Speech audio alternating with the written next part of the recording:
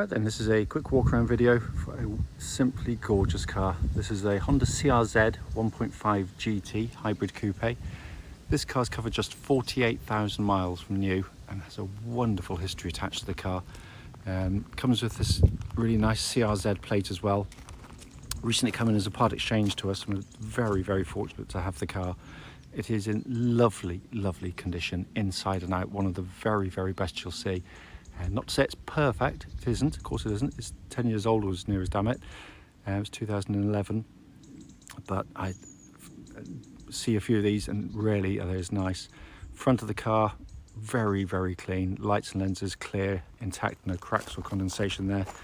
Bonnet of the car, can't see any obvious stone chips there at all.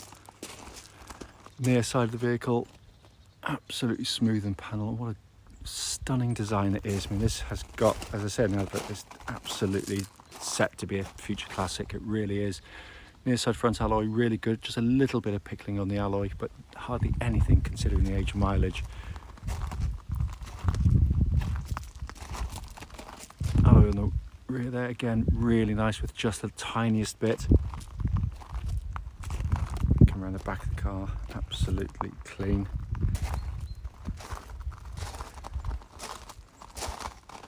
Offside, driver's side of the vehicle, again, just absolutely unmarked down there.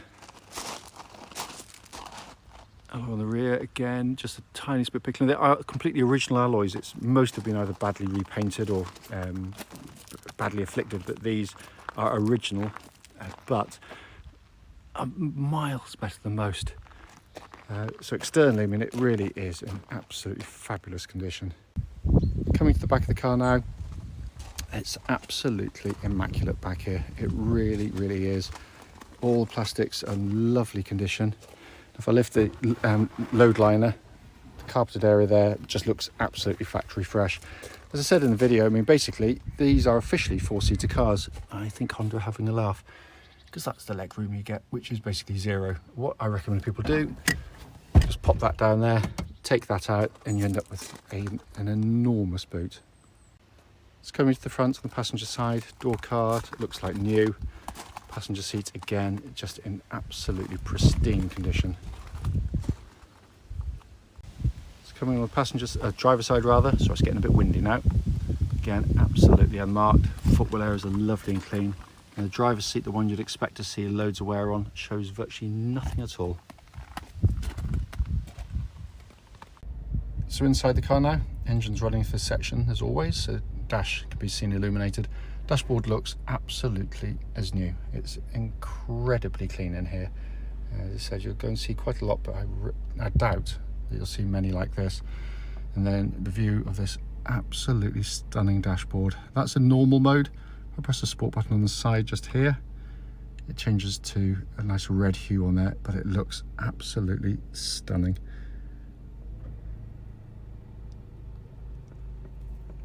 Sorry, almost forgot to show you that. 48,794 miles currently recorded with no warning lights, of course.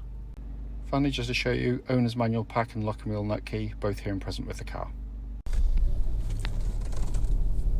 Right then, this is a quick road test video, and this is for a truly wonderful car.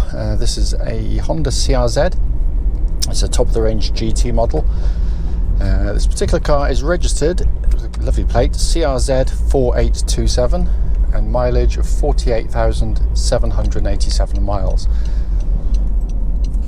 The reason we do all of our road test videos, and especially the road test part, is to ensure that if anyone's looking online at any of our cars advertised, they get to see the very car in operation, and it is the car.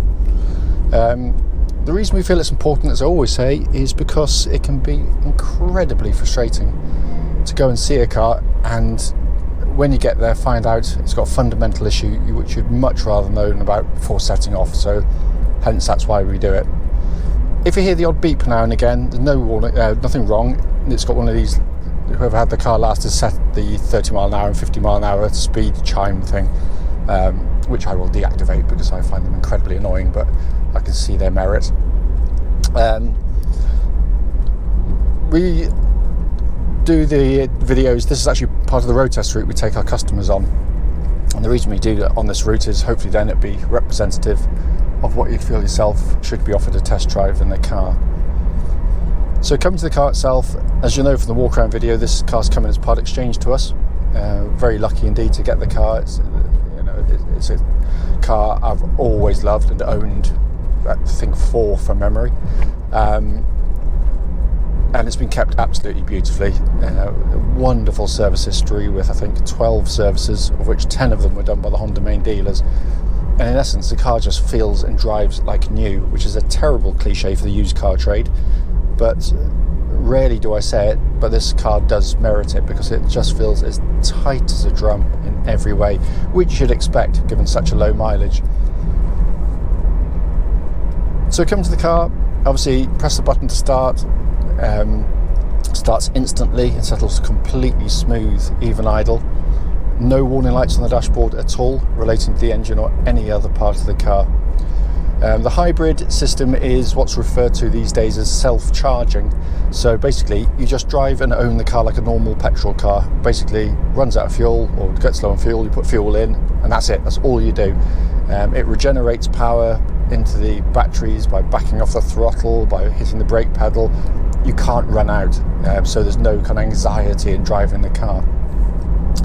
But it's also just a lovely car to drive. The integration of the hybrid system and the engine is brilliantly done, absolutely brilliantly done. It gives you 3 modes. You generally defaults into what they call normal mode, kind of a mid-range power for the car. If I press a button here, little leaf illuminates on the dashboard, and I'm now in economy mode, which basically means put my foot down, doesn't have the grunt of normal. So we go back to normal, you can feel a difference immediately, kind of picks up more readily. Engine sings, it's one of those typical Honda 4-pot engines, just absolutely lovely induction noise. You put your foot down there, just feels great and picks up really, really keenly. However, you know, an open admission, my first CRZ, I didn't actually engage with it really that well. I think because when I owned it, I was desperately trying to match the manufacturer's MPG figures. I wanted to see what I could get. So basically I drove it around in economy pretty much the whole time, dawdling along. And yeah, I got there, but it took the fun out of the car. Now when I get in, immediately press the sport button, get the red hue on the dashboard, much keener throttle response, heavier steering feel. The car feels what it is, a really fun sports hybrid coupe.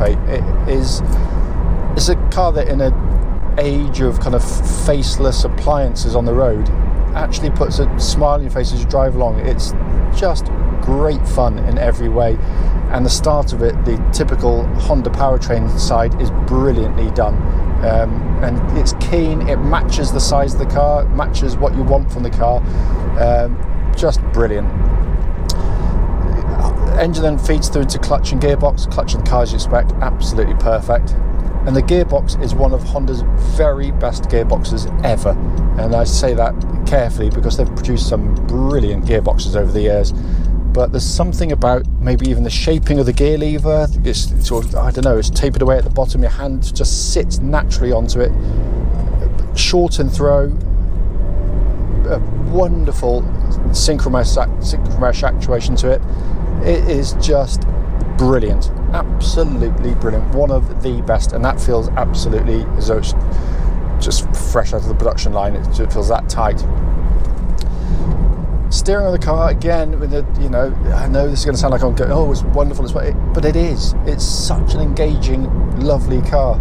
Steering is just immediate, it's quick, it's precise, it's accurate. In sport mode, it's got lovely weighting to it. Tracks dead straight without any vibrations. Fantastic, absolutely fantastic, and it matches the chassis beautifully, absolutely beautifully, because the chassis is perfectly able to keep up with the steering. You know, when you put the lock on in corners, the car darts through the corners. It's so keen to get into them. And as I said in the description of the car, what I struggle to sort of verbally explain how I feel.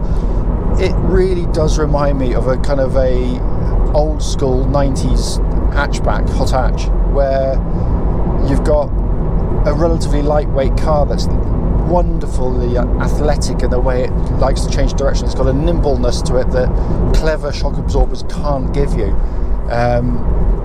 But the difference between this and the 90s kind of car is the fact that you get some sophistication with the chassis as well. You've got a really comfortable, pleasant ride over pretty much all surfaces. It is brilliantly done. And by the way, no kind of squeaks or rattles from underneath the car. It just feels solid as a rock. Likewise, brakes on the car, I mean, they're absolutely perfect. They bite beautifully, they're powerful. There's no pulsing or vibrations from the brake pedals, so all absolutely spot on. And to continue the theme of why I love this car, coming inside. With these GT models, you get a light leather interior, you get panoramic roofs, you got lots of natural lighting. They've got it's just a beautifully built car. No squeaks, no rattles at all. Absolutely sensationally well made.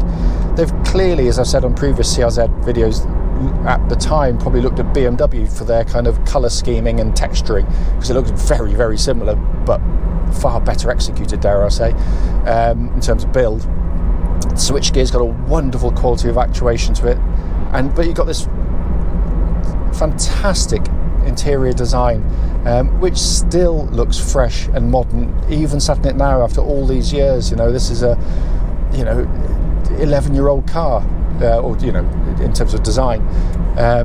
But when you sit here, you've got so many kind of throwbacks to other Hondas that you may not be familiar with, but when I sit in this, it reminds me a lot of the S2000 in terms of this, the 3 buttons here, the 3 buttons there, the symmetry, and it works. The ergonomics are fantastic in here. Everything has that precision of actuation to it. The climate control, by the way, ice cold, but you've got this lovely sort of satisfying feel to every single control. A steering wheel that's leather bound vertical, as a good sporty car should be.